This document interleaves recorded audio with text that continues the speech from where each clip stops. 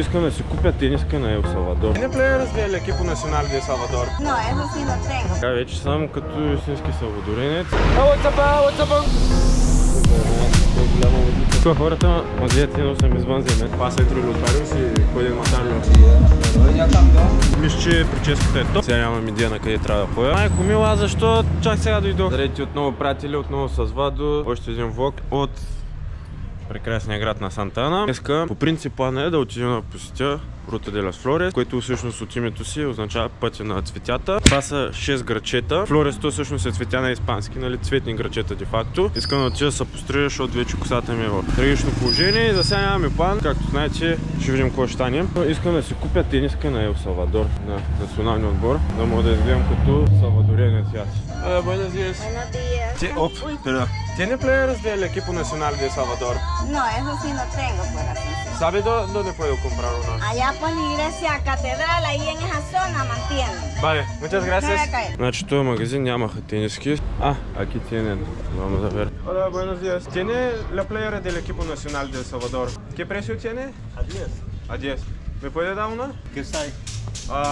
Medium, M. Pues la que más se vende. Esta es de la selección selecta. Acá. Pues es la cual juegan. Sí, representa a El Salvador. Vale. Es una típica. Приятели, тениската вече, сега след малко ще сложа, намеря някъде да се публика и отиваме към Рута де лас Флорес. Пред мен е да видим какви приключения ме очакват.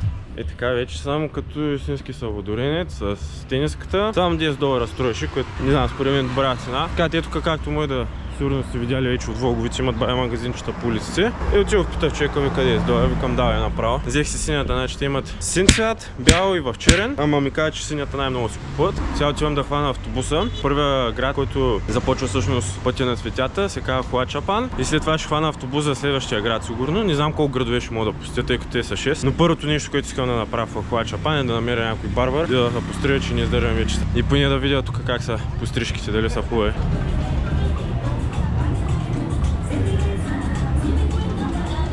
И дойдохме на терминала на автобусите и сега мисля, че това 210 е моя. Disculpa, hace Ahuachapa? Ahuachapa. Es Ruta de las Flores? Ahuachapán, boy. Este. Ahuachapán. ¿Puedo subir? Sí, sí. Vale. Sí, vale, muchas gracias. ¿Cuánto sería? 50 centavos. Vale. Pues amigos, aquí estamos en el autobús y vamos a Ahuachapán.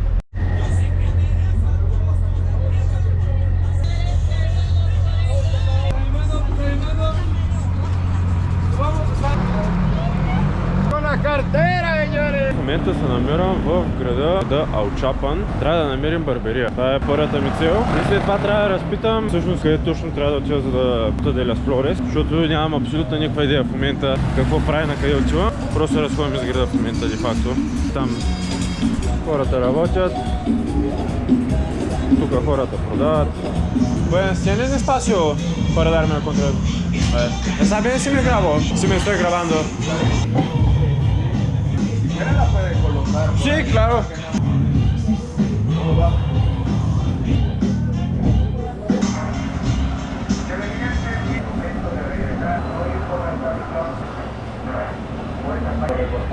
Pues por arriba como número 6. Número 6. Al lado como desde cero, como fade. ¿Sabes? Restaurado. Sí. ¿Usted es de aquí?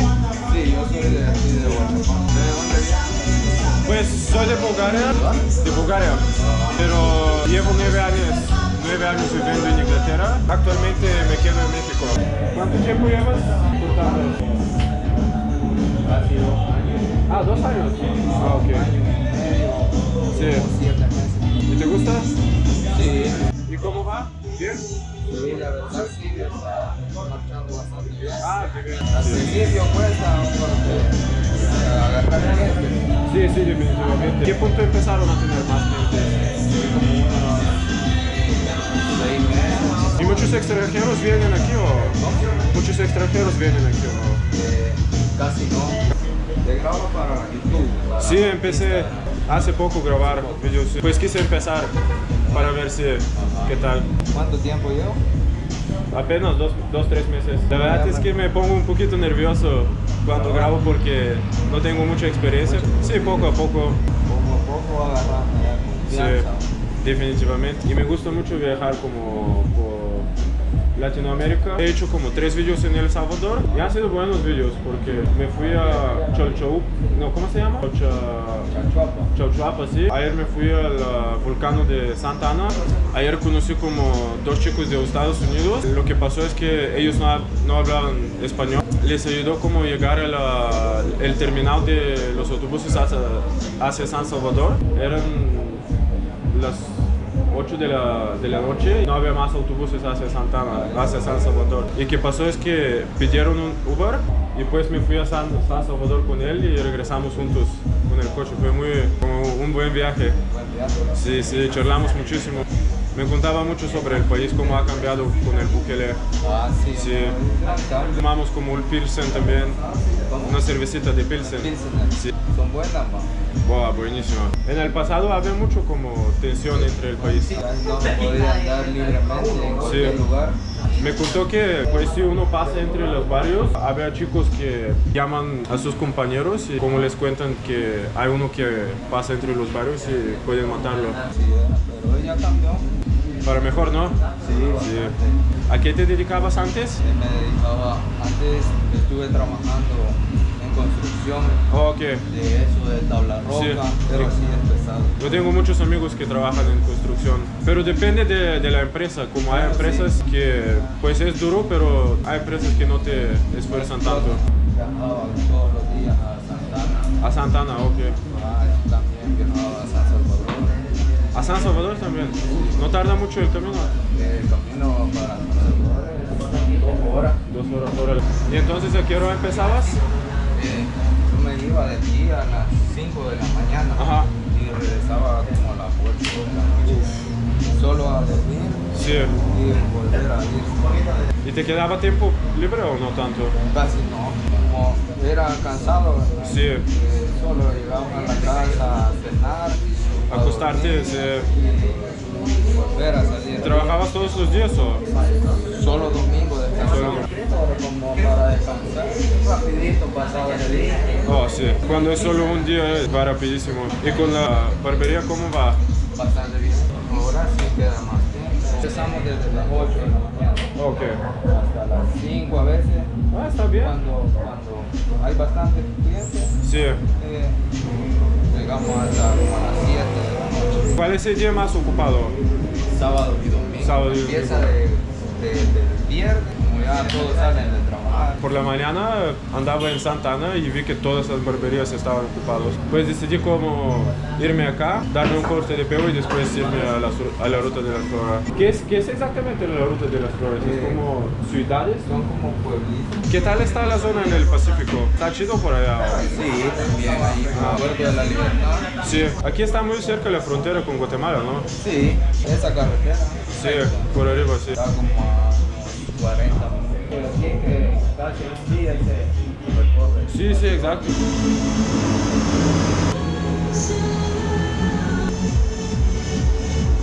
¿Y hay algo interesante para ver aquí en la ciudad? ¿No? Sí, en Aguachapán. Sí. El centro, el Parque Concordia. Ahí hay varios lugares donde tomar un café. ¿Pasó algo afuera o? No, Ah. promoción de la loto. Ah, es como la lotería. Ajá. Elige un número entre 00 y 99 a las 9 de la noche. Vale. Transmiten en Facebook. Y si el número ganador que usted ha elegido Ajá. es el ganador, gana 60 veces Sí. lo invertido. Órale. Desde una cora hasta $100. Madre mía. ¿Has ganado una vez o no? Sí, 2 veces. Yo también he estado jugando casi todos los días. Ah, ok.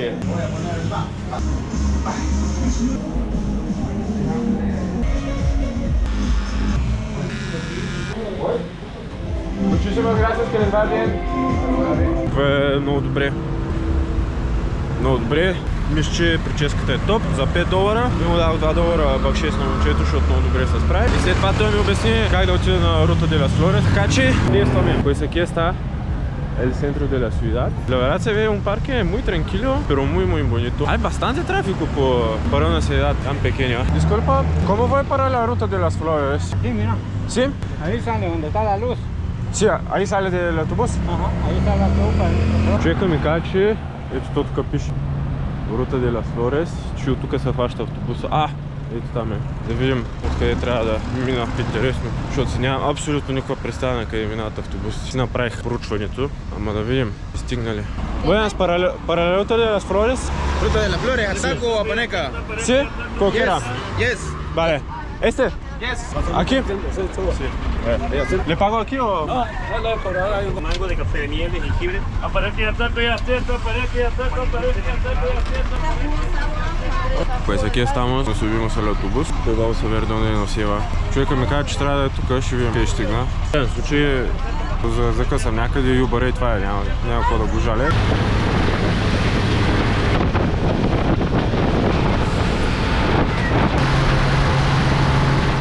Bajarme aquí en la ciudad de Penca, que es la altura más alta de la Ruta de las Flores.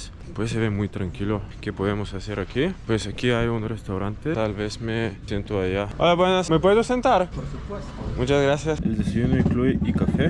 Pues vamos a probarlo. ¿Aún tienen los desayunos? Permítame, voy a ver si Vale. se pueden preparar. Gare. Sí, claro, lo pueden preparar. ¿Me da uno desayuno típico, por favor? ¿Y el café viene con leche o...? Puede ser café con leche o café o chocolate. Café con leche, por favor.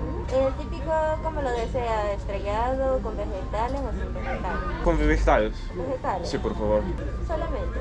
¿Mande? Solamente. Sí, muchas gracias. Aquí está la comida.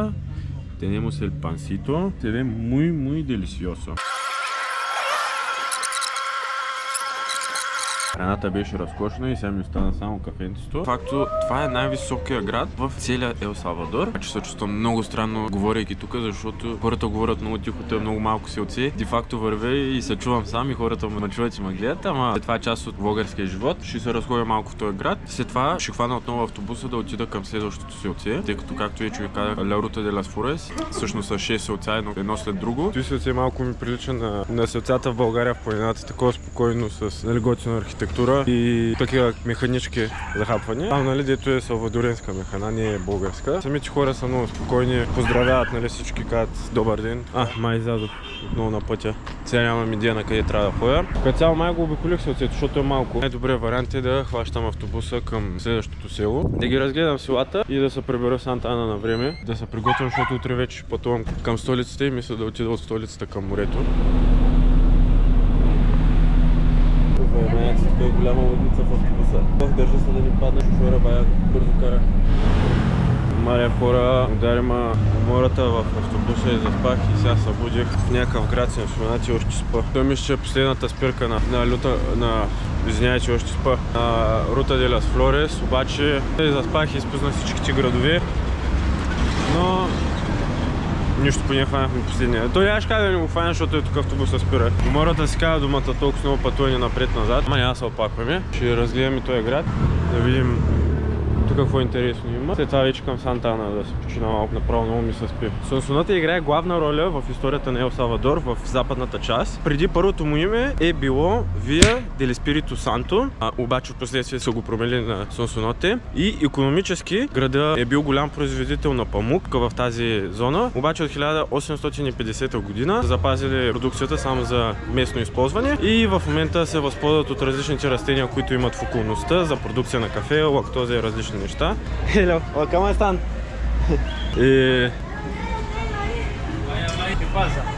И също така се опитват да развият туризма тук, за да могат да си дигнат, разбира се, приходите в града и да се развива държавата. Държавата е направила много голяма стъпка с избора на Букеле и много е намалява престъпността тук и вече вместо да мислят как да се борят с престъпността, мислят как да развиват държавата и да си вдигат приходите.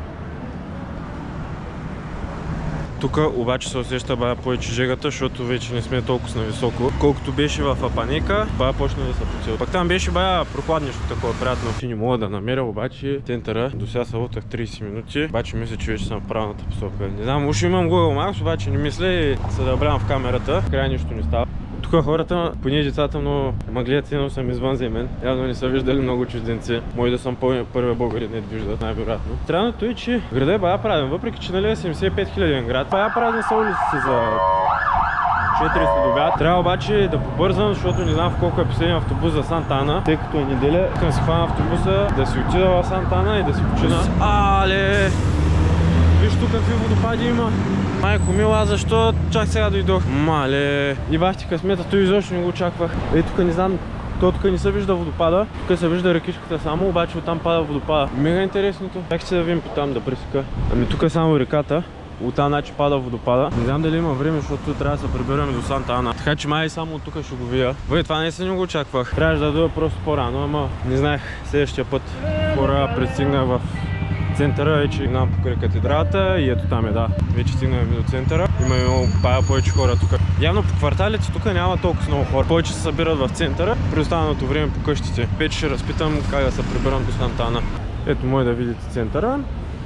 Нормално, спокойно, готино. Нищо нали да кажеш вау да се случва, просто както във всичките градове посетихме днеска, спокойно, красиво. Де факто това ще бъде от този град. Дай много да се взема нещо набързо за хапване и отивам да си хващам автобуса за Санта Ана. Така че ще ви видя в Санта Ана. Хора, вчера за последно снимах в Сонсоноте и след това се прибрах в Санта Ана и излязох да вечерям. Ако си спомняте от последното видео с Uber драйвера, с Uber шофьора, и си разменихме контактите, разменихме си инстаграма и му писах ако иска да излезем за вечеряме и човека се съгласи. Закараме в най-хубавата попусерия тук в Санта Ана. Владо, чакай малко. Какво е попусерия? За какво ни говориш? Не се притеснявайте, сега ще ви обясня. Попусерията е място, където се правят попуси. Попусата е националното ядене на Ел Салвадор, което е пълна напитка, направена от арвишно или оризово брашно.